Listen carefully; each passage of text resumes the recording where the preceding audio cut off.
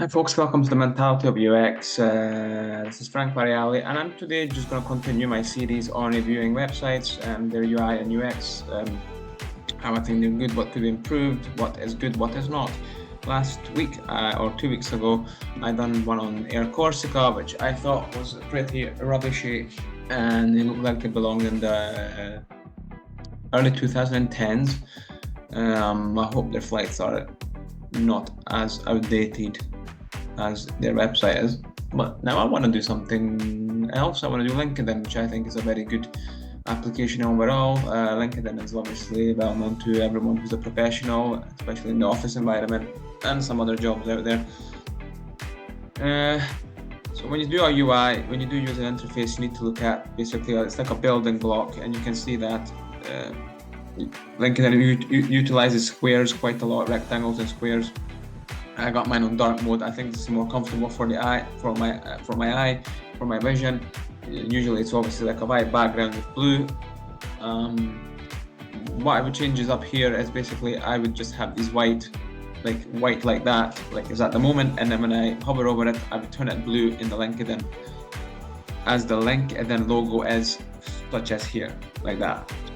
This could be, maybe it's not, I don't think it's much of an issue for someone with eye problems, but then again, I don't have eye problems, so but I can't really tell. But I just know that gray on black could be a bit better. The reds here stand out. It's very this is not a new thing, but again, we don't need to reinvent the wheel. I think a UI designer should always stick to what works, not necessarily what's new or flashy. So stick to what works, and then according to the research, add to it if it's needed. So again, utilizing squares within squares within squares, there's nothing wrong with that. That's how our website should be built up in little pods, basically. Utilizing the 8-point scale, so these distances should be about 8 megapixels apart. I think it's megapixels, but we just put points when you're making Figma or any other application when you actually do a design. But squares between squares, sometimes utilizing other shapes to break it up, but there should be a main shape that you use. I like these icons up here. Home's home, jobs. I guess you could use that briefcase. It's mostly office work, so you should use that. What else? Let's see what else is good at. Again, but down here, utilizing the direct messages, it's pretty standard. Got a box down here showing you what's going on. So my computer's a bit slow, but it's I mean, there's nothing really new per se in LinkedIn compared to others out there. So for example, when you're on Facebook and you scroll down the way and you come across recommendations, who should be your friend, what the algorithm recommends you as someone who you know, sometimes it comes up vertically and then you have to scroll vertically. It's okay, it's not a bad thing necessarily on Facebook, but I like this better because as you scroll with your page, you scroll with the people who are connected or who are already or who's being recommended to you, so you do two things at once.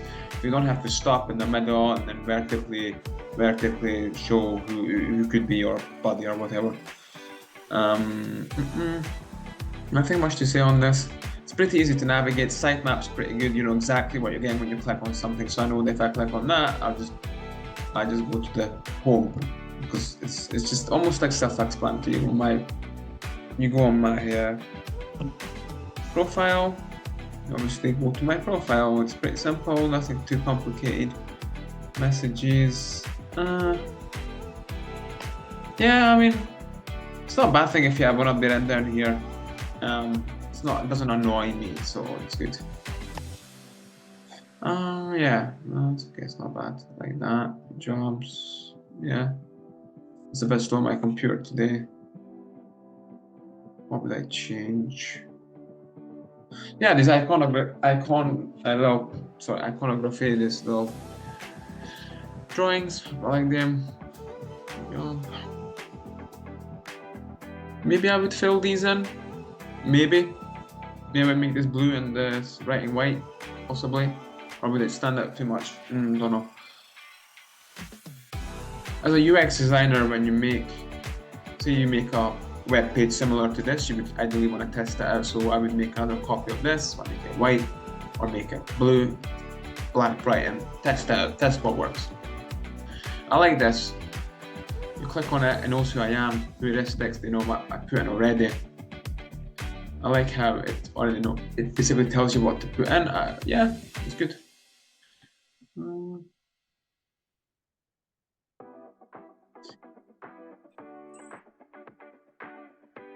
Anyway, I'm not gonna stick for too long because I have places to be.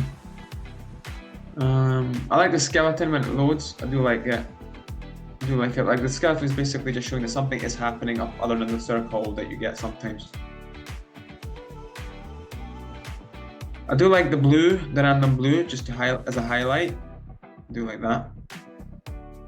I do like the circular pictures. Yeah. It breaks up the squares.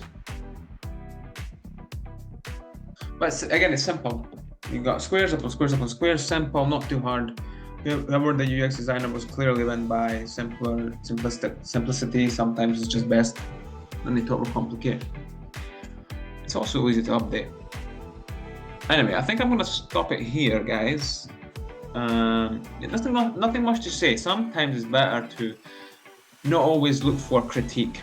When you wanna, there's two ways of going about this. You can go look at positives and negatives. Now, obviously, if you go to big websites such as LinkedIn, Facebook, Instagram, which put a lot of money and investment into their UI, you expect that UI is going to be good. You can borrow from them and update anything in your own work which needs tweaking according to your research and analysis. And then you could go to smaller websites, such as when you're booking like Air Corsica or some other small businesses, which are not necessarily bad, but just maybe outdated. And then you can take bad or perceived bad and update that. Yeah, so I'm going to stop now.